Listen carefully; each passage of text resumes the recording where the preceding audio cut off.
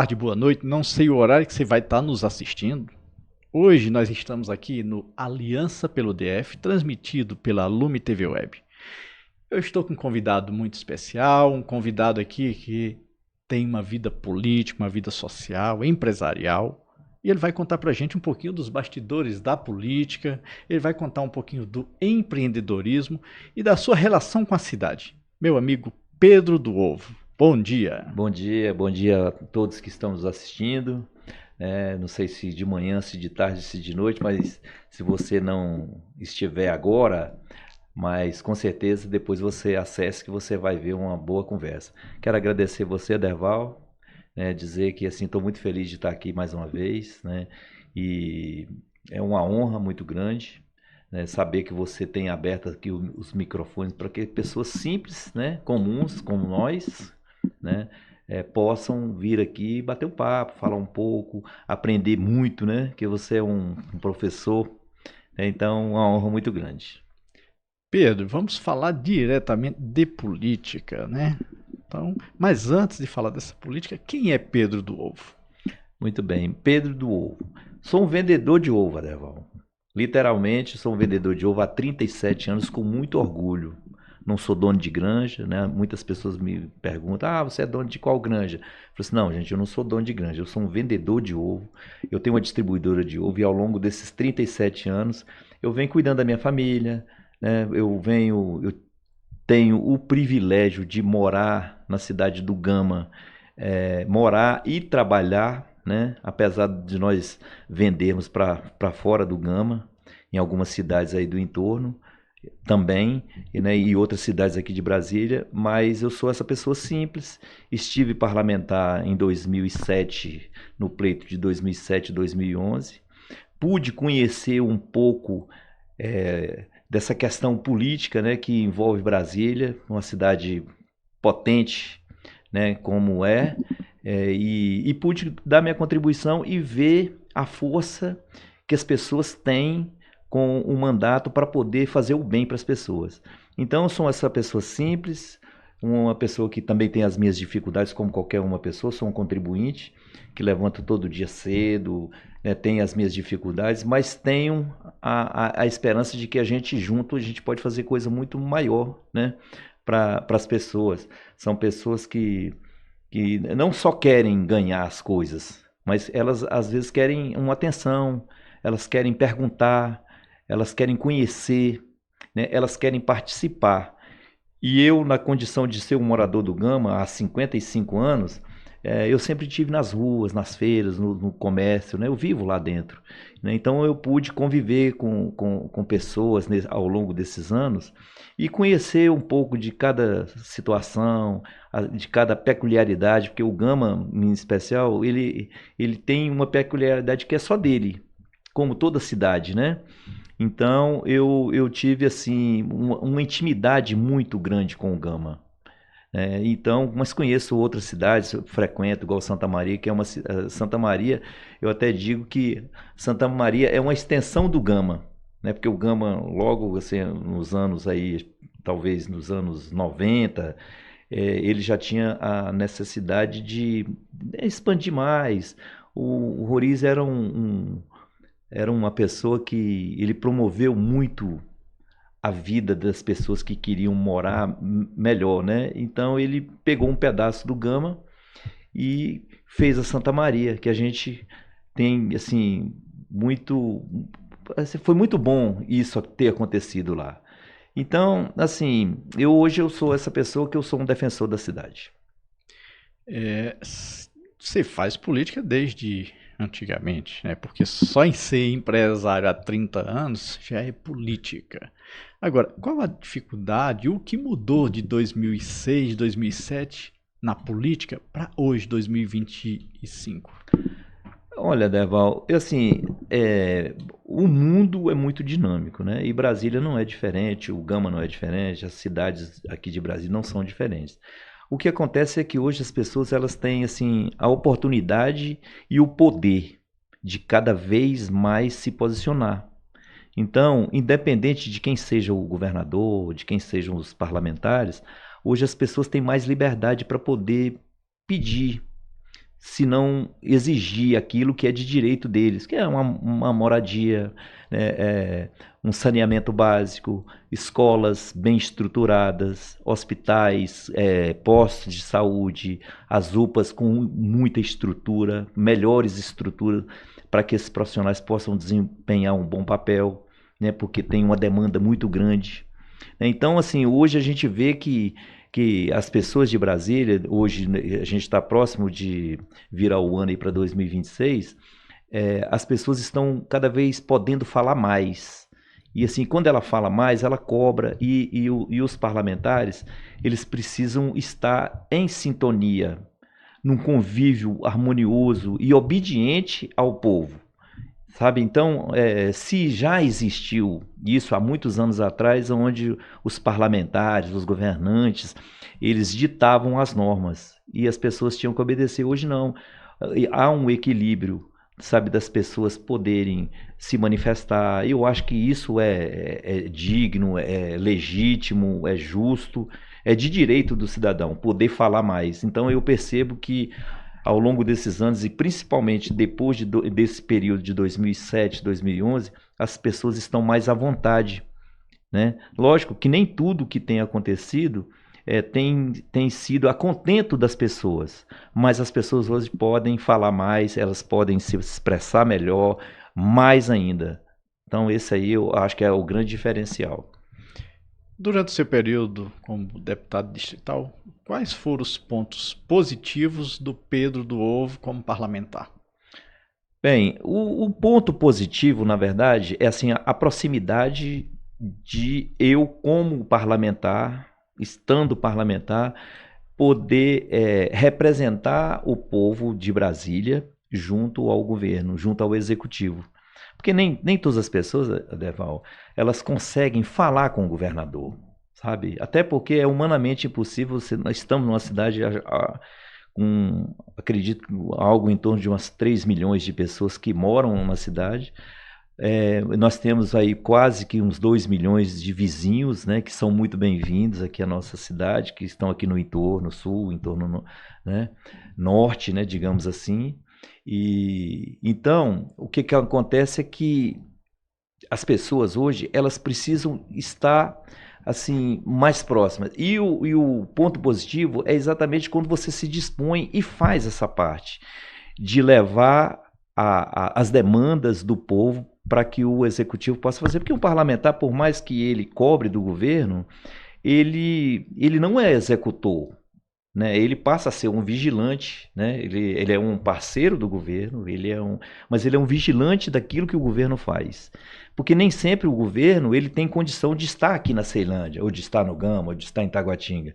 É preciso que os deputados, né?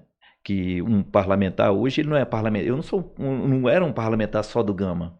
Eu era um parlamentar de toda Brasília. Então você tem que estar à disposição de todas as pessoas quando te procuram. Eu sou até defensor de que o parlamentar ele devesse ter uma agenda em todas as cidades. Porque a gente anda em todas as cidades pedindo apoio. Então, e quando você pede o apoio para esse eleitor, para essa comunidade, você se coloca lá na condição de representar ele lá junto ao governador.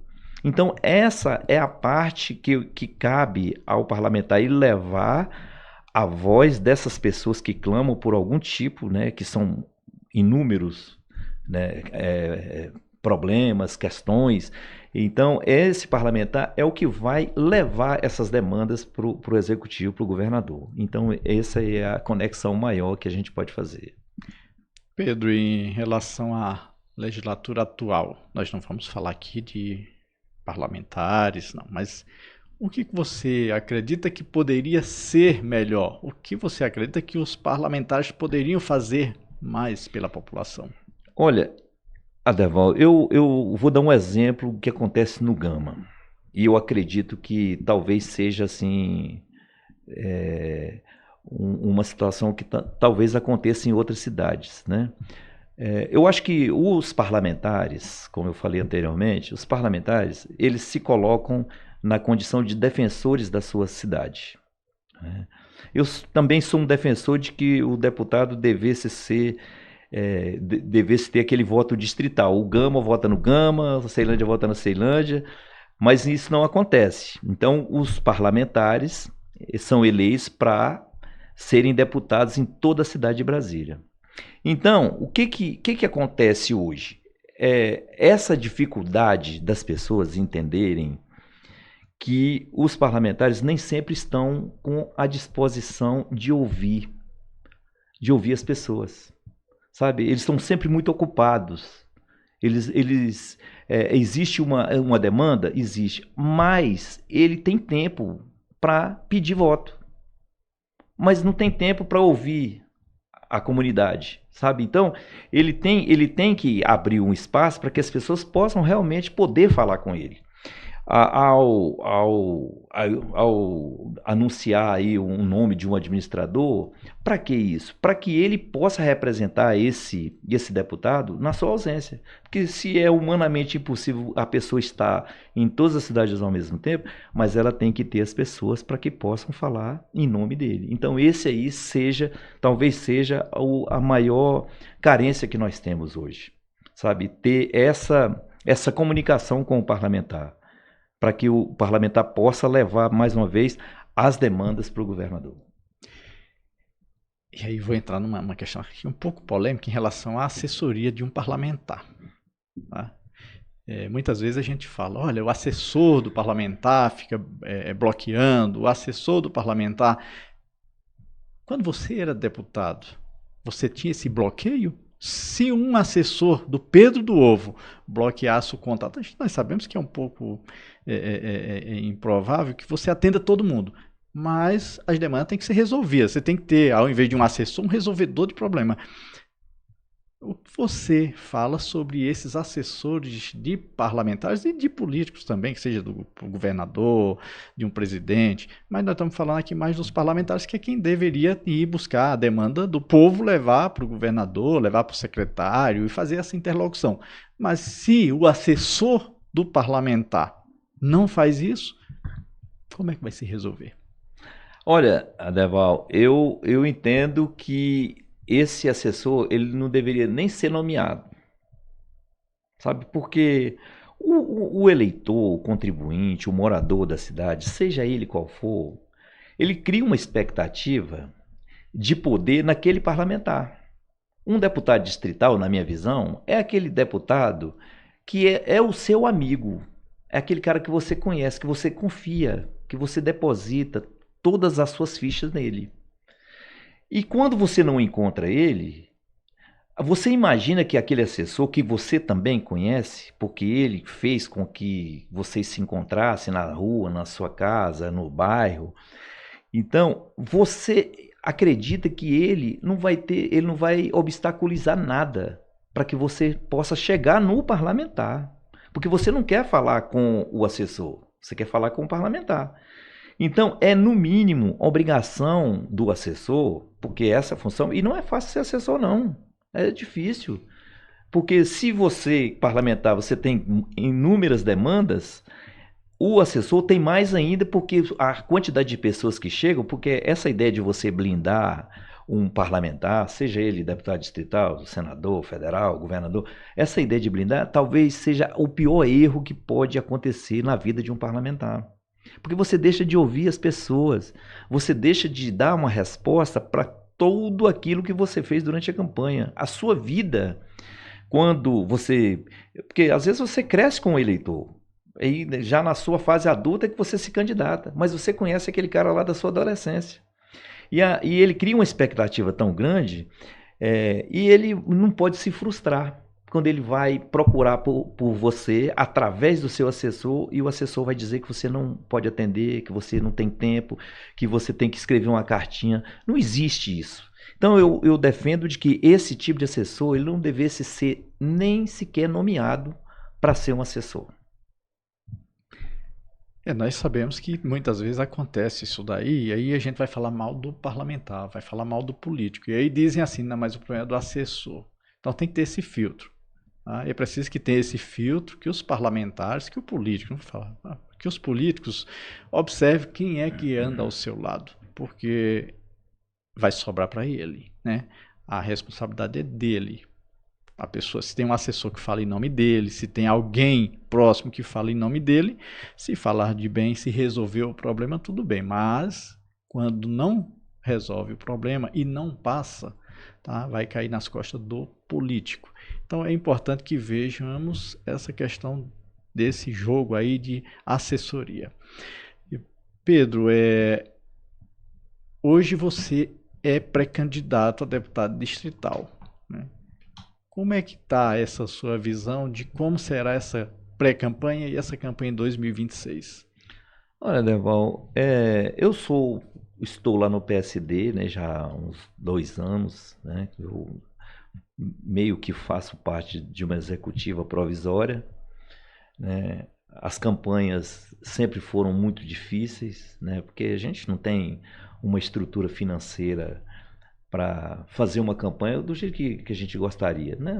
A gente não tem. Mas eu já fui candidato, já estive deputado.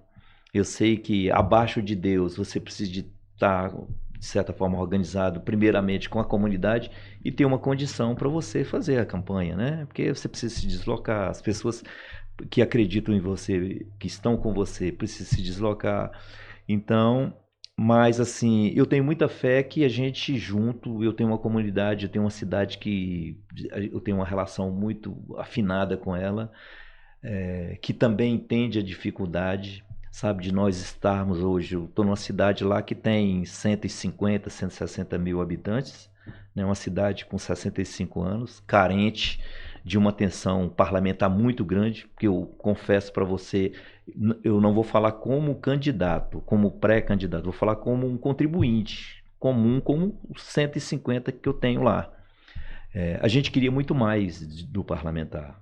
A gente queria poder ver, podia contar, queria poder contar com ele, com a presença dele, com as ações dele.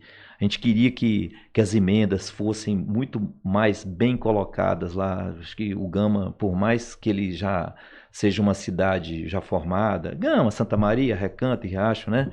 Por mais que essas cidades já estejam já bem formadas, até com uma certa idade, elas deveriam ter um pouco mais de atenção, sabe? Então, eu acho que isso aí é o nosso desafio, sabe? De enfrentar uma campanha, mais uma vez, difícil, uma campanha que, abaixo de Deus, nós precisamos de contar com as pessoas da nossa cidade, do setor produtivo, do comércio local, dos clubes de serviço, das igrejas, né, que elas sabem que ninguém anda pedindo nada para si próprio. A gente vê as pessoas lutando para que as melhorias cheguem aos bairros da sua cidade, todas elas, que elas cheguem nos clubes de serviço. É porque eu falo, Adeval, assim que ai de nós, se não fossem as igrejas, os clubes de serviço, sabe? A maçonaria, que essas pessoas têm uma importância tão grande que elas conseguem fazer o que o governo não faz ou não dá conta de fazer. Então, hoje o meu clamor é para que as pessoas entendam que a gente precisa sim eleger, não só a mim, não. A gente precisa de eleger muitos parlamentares com o compromisso de cuidar das cidades que moram, das cidades que clamam por essa atenção, que eu acho que a gente está muito longe ainda do ideal. Hoje nós temos aí na CLDF, tá? E aí a Câmara Federal, a gente nem fala porque é um outro patamar, tá? A Câmara Federal é mais amplo, é a nível até Brasil, tá? O parlamentar, ele tá lá, mas ele vai cuidar de legislação para o Brasil, vai fiscalizar inclusive o governo federal, né? Quem fiscaliza o estadual, o distrital, são os parlamentares aqui do DF e do seu estado, né? Hoje a nossa Câmara Legislativa, se a gente observar, hoje ela é composta mais por parlamentares de classe. Verdade. Isso prejudica a causa, porque às vezes você é de classe e quem é de classe, tá? Eu acredito que muitas vezes pode prejudicar a causa. Você acha que precisa de mais gente que represente a causa ou a classe? Olha, assim, me chateia muito quando eu vejo um parlamentar dizer que, olha, eu sou o deputado disso ou daquilo. Me chateia demais, sabe? Porque ele, naquela triagem que ele faz lá atrás, nas campanhas, no dia a dia, ele não foi só na categoria, não. Ele foi nas igrejas, na igreja católica, na igreja evangélica, foi nos centros espíritas, foi nos clubes de serviços. Ele se colocou para ser deputado das pessoas, sabe? E assim, me chateia, me estranha muito quando uma pessoa se intitula o deputado daquele segmento. Ah, eu sou o deputado do Gama, sou desse segmento. Cara, você não é. Isso aí eu acho que é uma covardia que faz com o eleitor, sabe? Porque eu acho que o parlamentar, e que também não é só. A dificuldade não é só na tarefa do assessor, não. A do parlamentar também não é fácil ser parlamentar, não. É difícil demais, porque as demandas são muitas. E quando você está numa cidade com 3 milhões de habitantes, e eu, quando parlamentar, eu estive lá e o meu gabinete, apesar de ter ficado como suplente, então você tem limitações, né? E o meu deputado lá foi muito duro comigo, não deixava eu sentar na cadeira sozinho. Ele quase que queria sentar junto comigo. Mas o que foi mais interessante é que as pessoas vinham de todas as cidades, cara. Ou vinham para conhecer você, porque eu logo eu, com o meu jeito, do jeito que eu sou, né? Eu estampava lá que minhas portas estariam abertas. E as pessoas, por incrível que pareça, elas vão à Câmara para conhecer o parlamentar. As pessoas não vão lá só para pedir, não. As pessoas vão lá para conhecer, aquele gabinete, na época era a Câmara Velha, e aquele gabinete simples, né? O meu não tinha nada demais, mas as pessoas iam lá para procurar, para conversar, para tirar uma foto com você. Ah, não, eu tive aqui conhecer a Câmara, né? Como iam pessoas lá de segmentos, para que a gente defendesse a causa daquele segmento. Então, assim, para mim foi uma oportunidade de conhecer e, assim, Deus me capacitou para que eu pudesse ouvir as pessoas. Com certeza, eu não tinha domínio de tudo aquilo que chegava ao gabinete, mas eu não deixava de dar sequência, porque existem os técnicos lá na Câmara para servir todos os parlamentares, para que na dificuldade, que um parlamentar igual eu não sou um classista, né? Eu não defendo a classe do empresariado onde eu me coloco, né? Então, ao me deparar com uma situação de uma categoria que eu não tinha assim conhecimento, eu me colocava à disposição de buscar técnicos para que pudessem auxiliar e abrir, sei lá, mostrar para eles as questões, a forma como a gente tinha, talvez, para ajudá-los, né? Mas não deixava que eles voltassem para casa sem ter uma explicação. Aquilo que eu dava conta, eu fiz, e aquilo que eu não dava conta, eu buscava ajuda. Você tem os técnicos lá, porque num gabinete, por mais formação política que você tem os técnicos que a casa disponibiliza. Então ninguém sai de uma Câmara sem ter uma informação, sem ter o esclarecimento, não, porque você tem a condição para dar para ele. E eu me desdobrava porque as demandas eram muitas e eu tinha disposição e fazia com que as informações chegassem e buscasse as soluções para os problemas das pessoas. Nós estamos aqui na Lume TV Web e no podcast Aliança pelo DF. O que falta para Brasília formar essa aliança? Esquecer direita, esquerda, centro e até a conveniência. O que falta? Olha, as pessoas precisam entender que a polarização ela faz mal para todo mundo. Você vê que o Brasil tem vivido uma polarização muito grande, muito ruim. Sabe? Eu acho assim, o povo a importância hoje é o povo, não são os lados. Então, hoje, é muito triste quando você vê essa polarização, sabe? O Brasil está dividido e as pessoas estão sendo esquecidas, sabe? Então, hoje, a gente tem que focar, independentemente do partido, a gente tem que focar no povo. Nós temos que pegar aquilo que se aproveita na esquerda, que se aproveita da direita e trazer para o centro para cuidar do povo, para cuidar das pessoas. Então esse aí é o desafio que nós temos. Eu chamo para que as pessoas se juntem a mim, para que nós busquemos isso, sabe? Que esqueçamos essa polarização e que a gente foque nas pessoas. Então tá faltando cuidado com as pessoas. Muito. Tem faltado muito cuidado, até porque você vê hoje, assim, há uma carência muito grande de muita coisa. Mas se a gente não priorizar o povo, se a gente não esquecer se a gente não esquecer dessa polarização, a gente não vai conseguir cuidar do povo, porque a gente perde muito tempo, sabe, debatendo questão de direita, questão de esquerda, e o povo vai ficando. Porque começa aquele conflito, sabe? É como dois times de futebol e na verdade, o conteúdo maior é o jogo, sabe? E as torcidas ali estão ali se degladiando, brigando, sabe? E o campo, né? O povo está esquecido. Então a gente precisa de focar no povo. Hoje nós temos aí alguns gargalos, né? E aí a gente não está falando de uma gestão, está falando de uma linha do tempo.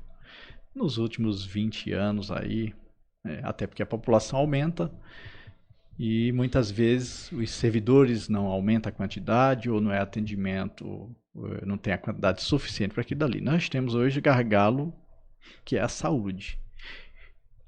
Como você vê uma possibilidade de que a saúde melhorasse, fosse mais humanizada? O que falta? Falta gestão ou falta dinheiro?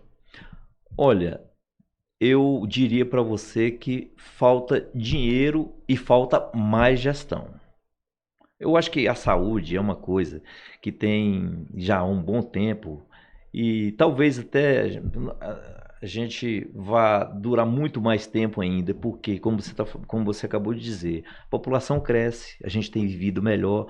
Hoje, inclusive, a média é muito grande, a gente tem vencido isso cada vez mais, estamos aí cada vez vivendo mais tempo, né? Isso é ótimo, a medicina tem ajudado muito, né, para que as pessoas possam viver mais, né? Então, mas eu digo que tem muito dinheiro, tem, mas falta investir mais. As pessoas não podem ficar presas a um investimento de ontem para que se use esse dinheiro hoje. Então a gente precisa investir muito. Agora, o que falta também? Que a gente melhore a gestão. E todos os governadores que passaram ao longo dos 20 anos, né, eles tiveram os olhos voltados para a saúde? Claro que sim. Agora, talvez não devessem ter feito da forma como devia ter sido feito. Hoje, a gente está vivendo um caos? Tá, estamos vivendo um caos. Mas é preciso que os gestores estejam cada vez mais envolvidos na busca de melhoria, né? Porque há uma demanda muito grande e Brasília, por mais que você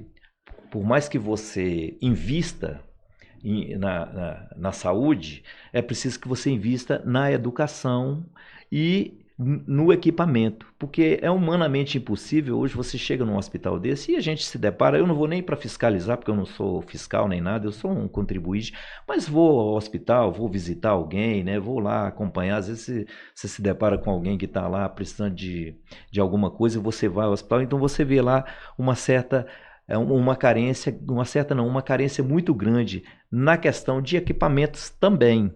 Então, um médico hoje, e você vê que o salário do cara é um salário pequeno, né, aqui em Brasília, é menos ruim do que em cidades dos interiores do Brasil, né?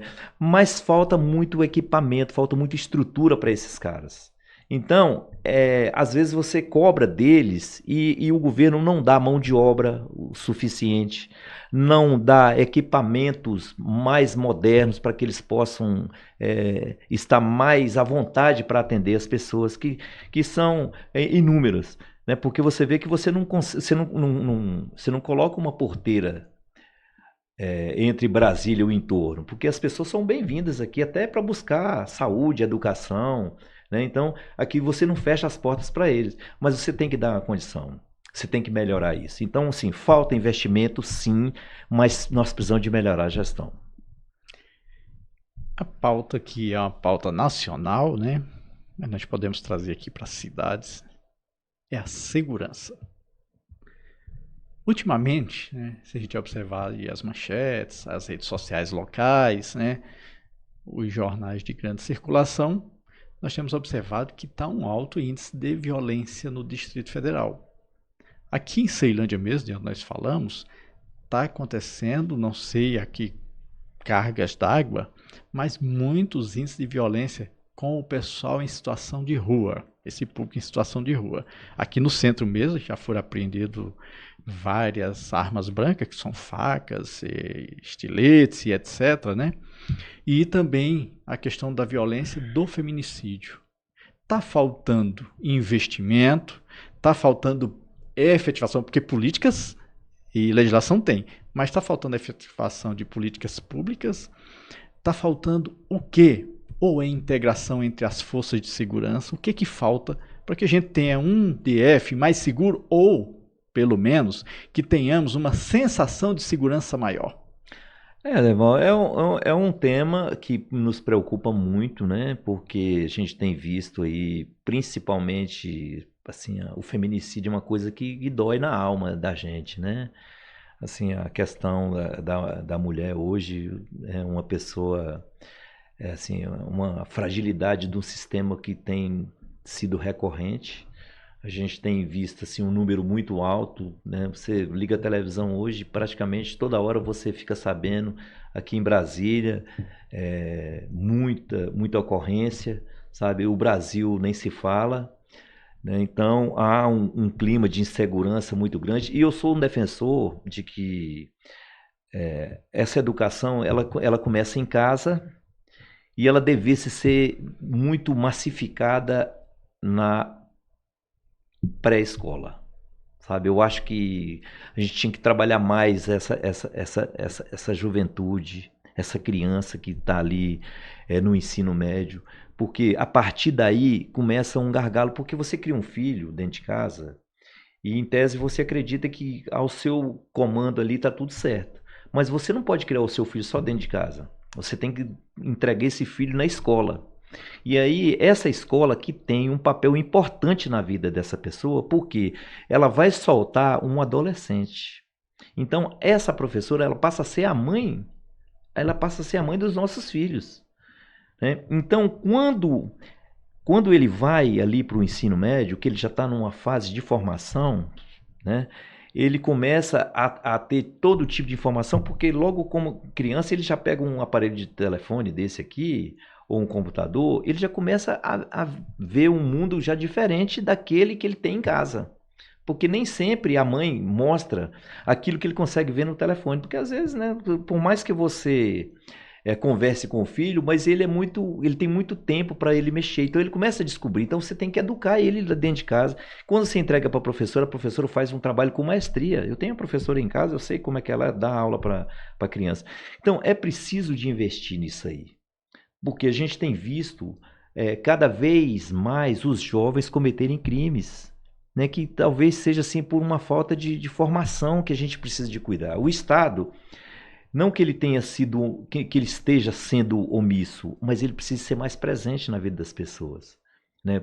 Você vê, depois desse período da adolescência, ele vem a fase adulta, aonde essa pessoa ela tem uma chance muito grande de se apegar ao mundo das drogas. Aí você vê jovens, caras ainda muito jovens, aí envolvidos aí nas ruas, sabe, com muita droga, né? Aí onde eles portando armas brancas, como você está falando, né? Porque é fácil que o cara pega uma arma branca em casa, escondidinho, né?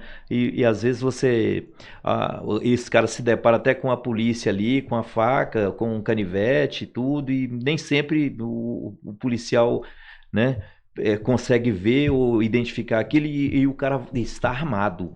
Ele está armado. E aí ele ao encontro da droga, ele perde a noção. E aí ele não volta para casa, né, com o efeito da droga, ele começa a morar na rua, e aí começa o fim, sabe, de uma juventude, né? Porque daqui para frente tudo pode acontecer. Então a gente tem que ter essa preocupação, os governantes e os parlamentares têm que estar atentos a esse movimento que tem acontecido. Brasília, até então, sempre foi uma cidade, além de capital da República, sempre foi uma cidade ordeira, mas a gente tem visto um número já muito grande de delinquência, sabe, de ações violentas demais, né? Não só com a mulher, mas com as crianças, com os idosos. E isso nos preocupa muito. Então, acho que a gente precisa eu acho que há necessidade da Secretaria de Segurança, com a Secretaria de Saúde, com a Ação Social, a Secretaria de Ação Social, fazer um trabalho mais em conjunto para buscar soluções ou caminhos para que a gente não tenha tanta, assim, para que não aumente tanto esse índice, sabe, de violência que a gente tem visto aqui na capital. Vamos falar um pouquinho de desenvolvimento econômico e social, do meio empresarial. Nós temos aí o PEDOT, tivemos aí a LUOSE recentemente aí aprovada, inclusive é um grande avanço, nós temos que reconhecer isso daí, porque ela agora recente, essa aprovação deste ano, ela descentralizou, então foi feito por cidades. Eu confesso que eu não acompanhei ainda toda a aprovação da LUOSE, nem o gráfico, que eu gosto muito disso daí, porque havia uma dificuldade muito grande nas cidades. Tinha local que, por exemplo, não podia uma atividade que não ia trazer nenhuma interferência para aquele local ali, aquele bairro, aquela rua, aquela quadra. Como é que você vê hoje a burocracia para se abrir uma empresa, a burocracia para se constituir uma empresa, tanto na área urbana quanto na área rural do DF? Olha, como você, eu comecei a ler agora as resoluções do PEDOT, né? E assim, eu quero até parabenizar a Câmara por finalmente, né, ela ter avançado nisso aí, né? E vou falar de uma área que eu convivo lá no dia a dia, que é a Gama, o PRODF lá do Gama, né, que é uma covardia, né? O PRODF se arrasta há muitos anos, ainda padecendo ainda de muitas coisas. E a Ponte Alta, né? A Ponte Alta, que hoje ainda continua sendo ela não é uma parte do Gama, né? Era uma parte totalmente rural, que não é mais, né? E as pessoas estão lá, tem empresários lá dentro, Grandes, gigantes, pessoas de boa fé, né? E tem os moradores que também foram para lá de boa fé, que compraram lá o terreninho, né? E a gente tem visto algumas ações que também eu não estou tirando o crédito dos agentes fiscalizadores, né? Porque como nós temos muita gente de boa fé, mas tem pessoas que usaram da boa fé das pessoas para enganar essas pessoas. Então, mas o que o PEDOT precisa realmente resolver? A questão das cidades. É humanamente impossível você estar numa cidade igual o Gama, por exemplo. Estou dando um exemplo do Gama, mas tem outras cidades também, né? Por quê? Lá no Gama a gente tem ainda setores lá que, tipo Quadra 50 e a Vila Roriz, que não tem ainda total de escrituras, né? O Gama tem 65 anos. O Gama tem uma Ponte Alta que tem quase 50 mil pessoas que moram lá e as pessoas não sabem. Elas estão morando como sendo uma cidade mista, residencial, comercial e rural. Então, as pessoas precisam de ter segurança jurídica, né? Porque moram pessoas, as empresas estão instaladas, como você disse. Nós temos grandes empresas, nós temos empresa lá com 2 mil funcionários, né? Qual a segurança jurídica que esse cara tem? Nenhuma. E aquele dono de padaria, aquele dono de mercado, aquele dono de hortifruti, aquela farmácia, sabe?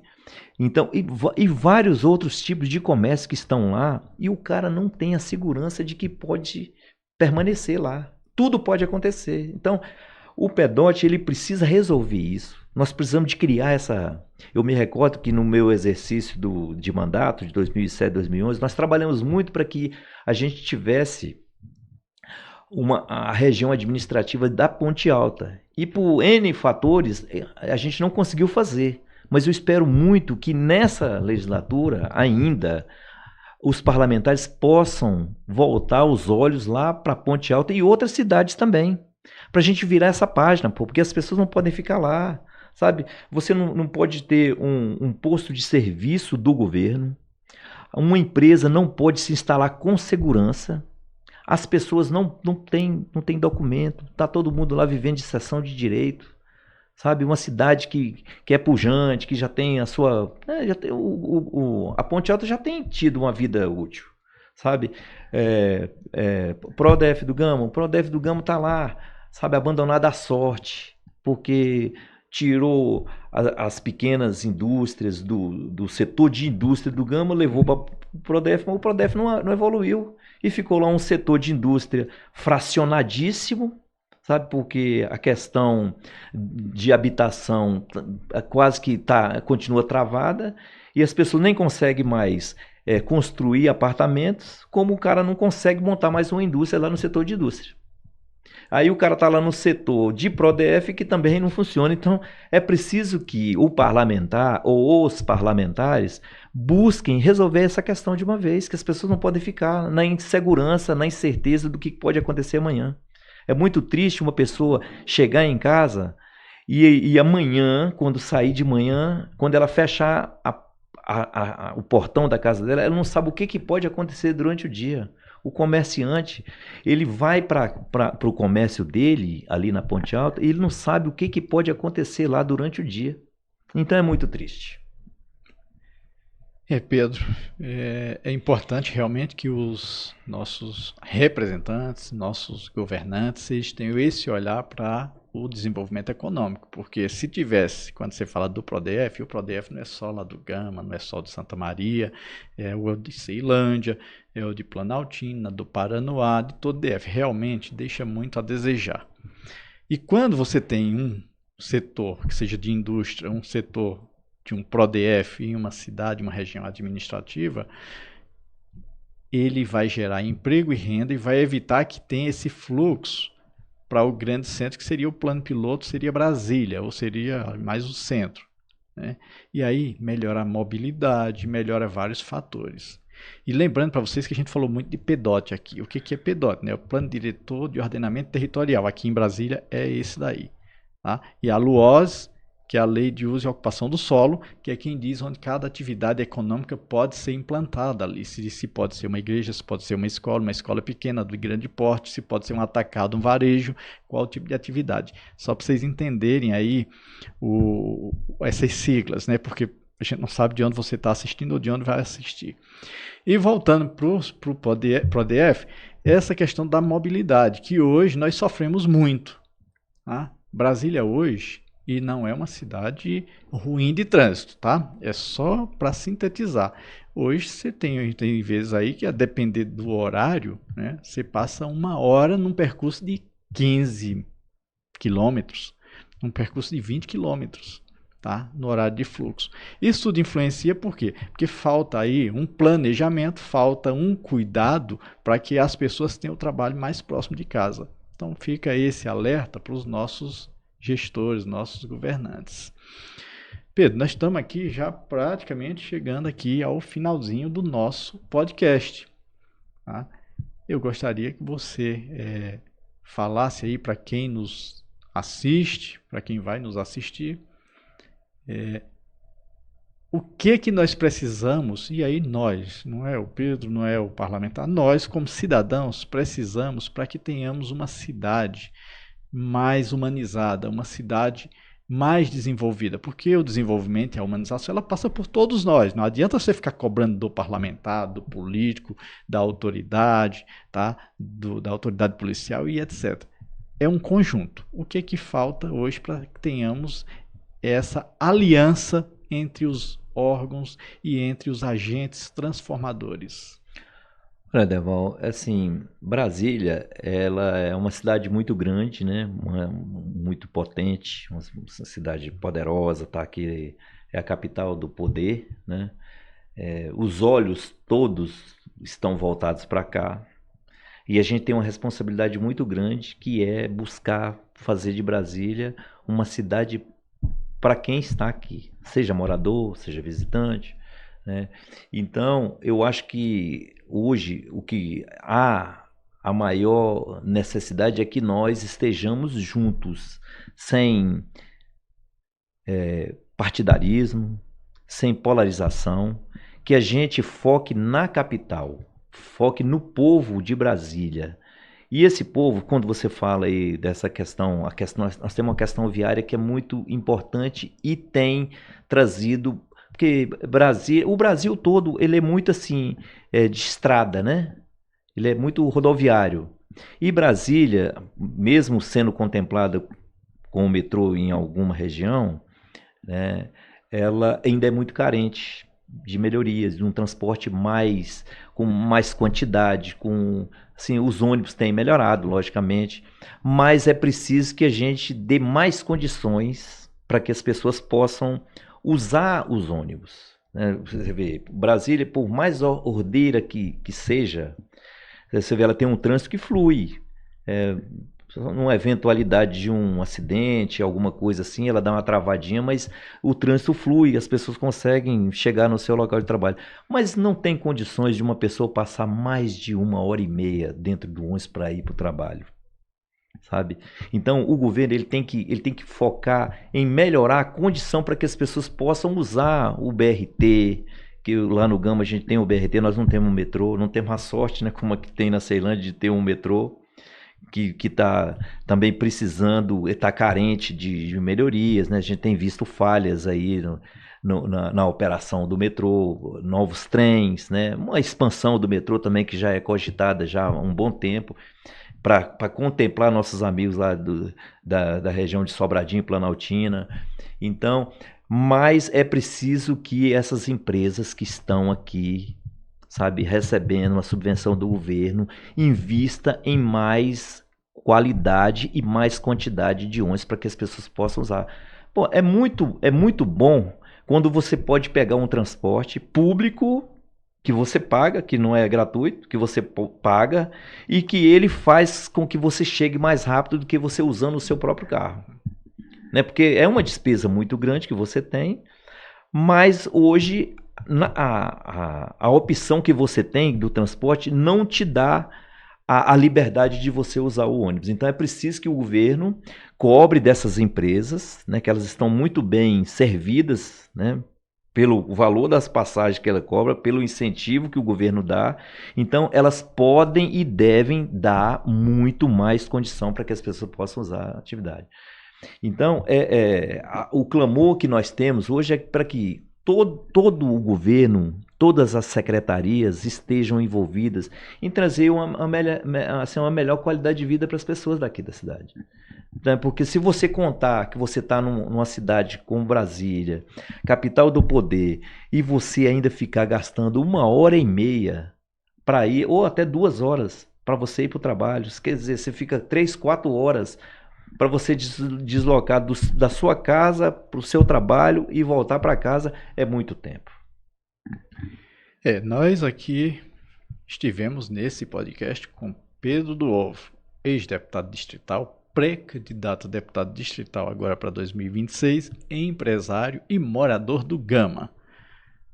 Pedro, deixe sua mensagem aí de fim de ano aqui para as pessoas que estão nos assistindo, Natal e fim de ano, e outra mensagem, o que você fica à vontade, o microfone é seu, fique à vontade.